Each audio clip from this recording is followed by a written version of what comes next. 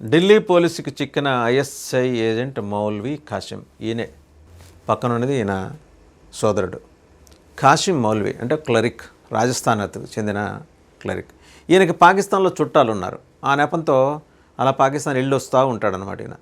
అలాగే పహల్గామ్ అటాక్కి ముందర వారం రోజుల ముందర పాకిస్తాన్ వెళ్ళొచ్చిన తర్వాత ఈయన యాక్టివిటీస్ సస్పెక్టెడ్ యాక్టివిటీస్ ఉన్నాయి కాబట్టి పోలీసు ఇన్వెస్టిగేట్ చేసి మొత్తానికి ఏంటంటే ఆధారాలతో సహా అతన్ని పట్టుకున్నారు. చేసేదేంటి? మౌల్వీ ఉద్యోగం, అంటే వాళ్ళ ఇస్లాం ధర్మానికి సంబంధించి ప్రబోధనలు చేసుకోవటం. మరి చేసింది ఏంటి? భారతదేశానికి వ్యతిరేకంగా గూఢచర్యం చేయడం, పాకిస్తాన్ ఐఎస్ఐతో చేతులు కలపటం. సో ఇప్పటి వరకు మనకు 12 మంది అరెస్ట్ అయ్యారు, పంజాబ్, హర్యానా, యూపీ నుంచి. అలాగే ఇప్పుడు తెలంగాణ చెందిన ఒక అతను భయా సన్నీ యాదవ్, అతన్ని అరెస్ట్ చేశారు చెన్నై ఎయిర్పోర్ట్లో. ఇప్పుడు ఈ సదరు పెద్ద మనిషి మౌల్వీ ఖాసిం, మళ్ళీ మౌల్వీ ఖాసిం, వీరు చేయాల్సింది ఏంటి? ధర్మబోధన చేయాలి, వాళ్ళ ఇస్లాం ధర్మానికి ప్రాపగేట్ చేసుకోవాలి. పాకిస్తాన్కి ఐఎస్ఐ హ్యాండ్లర్గా మారి ఇక్కడి నుంచి రహస్యాలు చేరేశాడు. ఈయన కాల్ డేటా రికార్డ్ అంతా పోలీసులు ఇప్పుడు వెరిఫై చేస్తున్నారు. కారణం ఏంటంటే చాలా వరకు డిలీట్ చేశాడు ఈయన, వాట్సాప్ మెసేజ్లు అవన్నీ డిలీట్ చేశాడు. ఫోరెన్సిక్కి పంపించి మొత్తం రిట్రైవ్ చేసే కార్యక్రమం అయితే చేస్తున్నారు. బట్ ఈ హ్యాస్ కన్ఫెస్డ్ తన ఐఎస్ఐ హ్యాండ్లర్గా ఉన్నానని చెప్పేసి. ఏం చేసి వచ్చాడో అక్కడ పహల్గామ్ అటాక్ ముందర, వారం రోజుల ముందర, అది చాలా కీలకం. ఎందుకంటే అక్కడ ఈ మాస్టర్ మైండ్ అయిన అతను కసూరికి ఈయన క్లోజ్ అని తేలింది. అతను మన అక్కడ ప్రభుత్వం అని భావించే ఉగ్రమొక్కలు ఏర్పాటు చేసుకున్న ఒక కార్యక్రమంలో వాడు ఆ కసూరి అనేవాడు కూడా వచ్చి కూర్చున్నాడు. వాడు మాస్టర్ మైండ్ అని చెప్పేసి మనం చెప్పిన విషయాన్ని కూడా వాడు అక్కడ ప్రస్తావన చేసుకుని చాలా గర్వంగా ఛాతీ మొత్తం విరుచుకుని మరీ చెప్పాడు. ఆ యూజ్లెస్ ఫెలోకి ఈ మౌల్వీ గారు స్నేహితులా లేకపోతే పార్ట్నర్సు, ఏది భారతదేశానికి వ్యతిరేకంగా ఏం పని చేయాలి, ఎలా చేయాలి, ఆర్మీ వాళ్ళ పర్సనల్ తోటి ఎలాంటి రిలేషన్స్ పెట్టుకోవాలి, ఎలా పెట్టుకోవాలి, దీనంతట్లో కూడా ఈయన ట్రైన్ అయ్యాడు.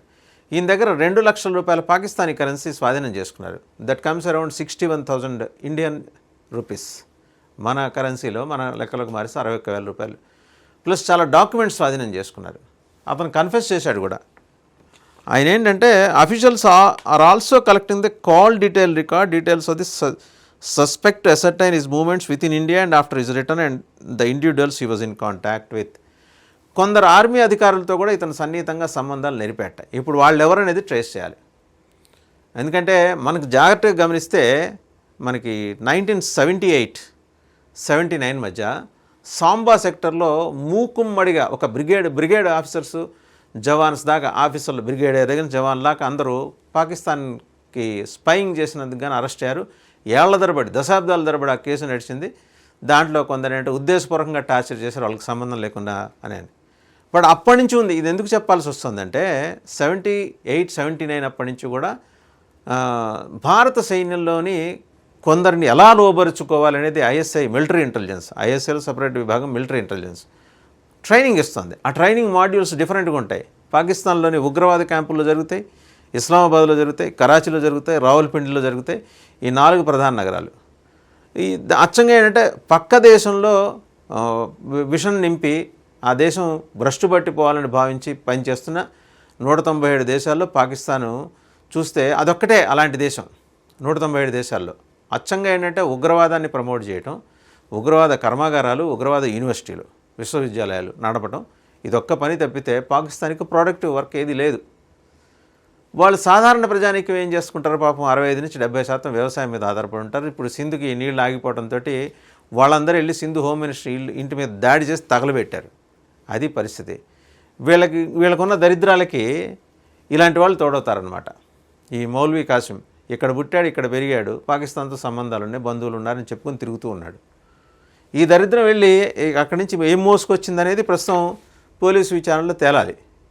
ఎందుకంటే కాల్ డేటా డిలీట్ చేశాడు, అండ్ అదే సందర్భంలో వాట్సాప్ చాట్లు డిలీట్ చేశాడు.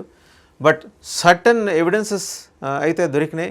భారత సైన్యంలోని కొందరితోటి ఇతనికి సంబంధాలు ఉన్నాయి. ఆ సంబంధాలు ఎలా ఏర్పాటు చేసుకున్నాడు, భారత సైన్యంలో ఏ విభాగాల్లో వాళ్ళతోటి వీళ్ళకున్న రిలేషన్స్, ఏ రకమైన రిలేషన్స్, మనీ ట్రాన్సాక్షన్స్ ఏమైనా జరిగినాయా, ఎక్స్చేంజ్ ఏమైనా జరిగిందా, అది జరిగితే ఎంత మొత్తంలో జరిగింది, ఏ కాంటెక్స్ట్లో జరిగింది, ఎప్పుడు జరిగింది, ఏ సందర్భంలో ఎప్పుడు జరిగింది, ఎవరితో జరిగింది, ఇవన్నీ కూడా ఇప్పుడు మౌలి కాసిం ఇంట్రాగేట్ చేస్తున్నారు పోలీసులు. ఓవరాల్గా ఏంటంటే పహల్గామ్ టెర్రరిస్ట్ అటాక్ వారం రోజుల ముందర వెళ్ళాడు ఈయన. వారం రోజుల ముందు వెళ్ళొచ్చాడు. అప్పుడు ఎవరెవరిని కలిశాడు అంటే ప్రాథమికంగా తెలిసింది ఏంటంటే మసూద్ అజహర్ని అయితే కలిశాడని తెలిసింది. మరి మౌల్వీ, మసూద్ అజహర్ వీరు కూడా మౌల్వీగా సదరు. సో మసూద్ అజహర్ని కలిశాడు. చెప్పుకోవటానికి ఏముంది, అతను ఇంటర్నేషనల్లీ డిజిగ్నేటెడ్ టెర్రరిస్టు. మరి ఇంటర్నేషనల్లీ డిజిగ్నేటెడ్ టెర్రరిస్ట్కి భారతదేశంలోని రాజస్థాన్కి చెందిన ఒక మౌల్వీతో ఏంటి సంబంధం ఏంటి, వీళ్ళిద్దరి మధ్య నడిచిన సంభాషణ ఏంటి, ఏం అప్పచెప్పాడు మసూద్ అజహర్ ఇతనికి. అలాగే లష్కర్ ఏ తోయిబా, జైషే మొహమ్మద్ స్లీపర్ సెల్స్కి ఇతను ఆశ్రయం ఇస్తున్నాడు అని చెప్పేసి అది కూడా ప్రాథమిక విచారణ జరిగింది. బట్ ఎక్కడిచ్చాడు, రాజస్థాన్లో ఇచ్చాడా, అక్కడి నుంచి కొందరిని హైదరాబాద్ పంపించాడు ఈయనే స్వయంగా. దరిద్రం ఏంటంటే ఇలాంటి కనెక్షన్స్ అన్నీ వచ్చి ఎండ్ అయ్యేది హైదరాబాద్లో. హైదరాబాద్ పాత బస్తీలో ఒక నలుగురు ఇతను పంపించిన స్లీపర్ సెల్స్ చాలా యాక్టివ్గా ఉన్నారట. వాళ్ళ పేరుకి స్లీపర్ సెల్సే కానీ యాక్టివ్ సెల్స్ చాలా యాక్టివ్గా ఉన్నారట. ఇప్పుడు ఇతనిచ్చిన సమాచారం ఆధారంగా వాళ్ళని పట్టుకునే కార్యక్రమం మొదలెట్టారు. మనకి ఇక్కడ లోకల్ పోలీస్ సహకరించాలి కదా, ఏ మేరకు సహకరిస్తారు, ఎన్ఐఏ అయితే ఓకే, ఐబీ ఓకే, రా ఓకే, లోకల్ పోలీస్ సహకరించాలి. సహకరించాలంటే వాళ్ళకి కొన్ని లిమిటేషన్స్ ఉన్నాయి. ఇక్కడ ఉన్నది కాంగ్రెస్ ప్రభుత్వం, మైనారిటీ అపీజ్మెంట్, పొరపాటు కూడా వాళ్ళని పొరియకుండా చేస్తారు. కానీ వాళ్ళ కీలకం, ఎందుకంటే పహల్గామ్ అటాక్కి సంబంధించిన కీలకమైన డాక్యుమెంట్లు, కీలక సమాచారం అండ్ ఎవరెవరితో ఫోన్లో మాట్లాడింది, ఫోన్ కాన్వర్జేషన్, ఆ కాన్వర్జేషన్లో చోటు చేసుకున్న సంభాషణ, ఆ సంభాషణలో బయటపడ్డే నిజాలు, ఇవన్నీ జస్ట్ కపుల్ ఆఫ్ డేస్ ఆగితే మొత్తం బయటకు వస్తాయి. మౌల్వీ కాసిం గారి చేత ఎలా కక్కించాలో మన ఇంటెలిజెన్స్ బ్యూరోకి బాగా తెలుసు.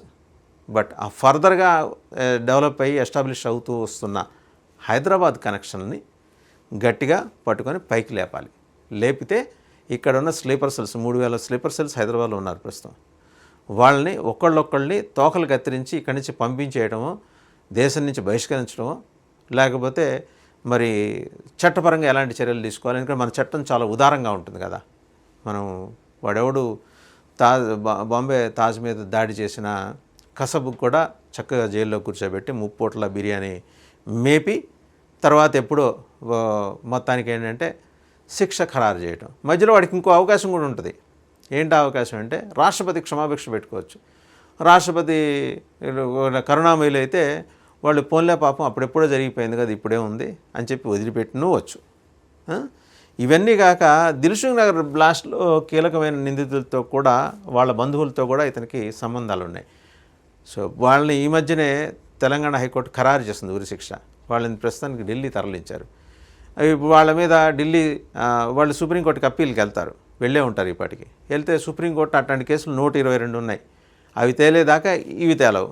సో అక్కడ కూడా వాళ్ళని 3 పూటలా మళ్ళీ బిర్యానీ పెట్టి మేపి వాళ్ళు ఈ లోపల వాళ్ళ జీవితకాలం పూర్తయితే ఏ డయాబెటీస్ తోటి ఏ బీపీ తోటో వస్తారు, న్యాచురల్ డెత్ అవుతుంది. లేదు మనం అమలు చేయాలనుకుంటే ఆగాల్సిందే. మన న్యాయ వ్యవస్థ వారికి కల్పించిన వెసులుబాటుని మనం గౌరవించాలి.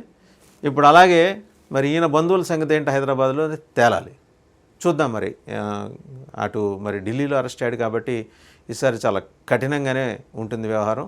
ఒకళ్ళొక్కళ్ళ మూలాలు కదిల్చే ప్రయత్నం. మౌల్వీ పేరు చెప్పుకొని చేసే అరాచకపు, అనైతికపు, అసాంఘిక కార్యకలాపాలకి చెక్కు పెట్టిన ఢిల్లీ పోలీసుని మనం అప్రిషియేట్ చేయాలి.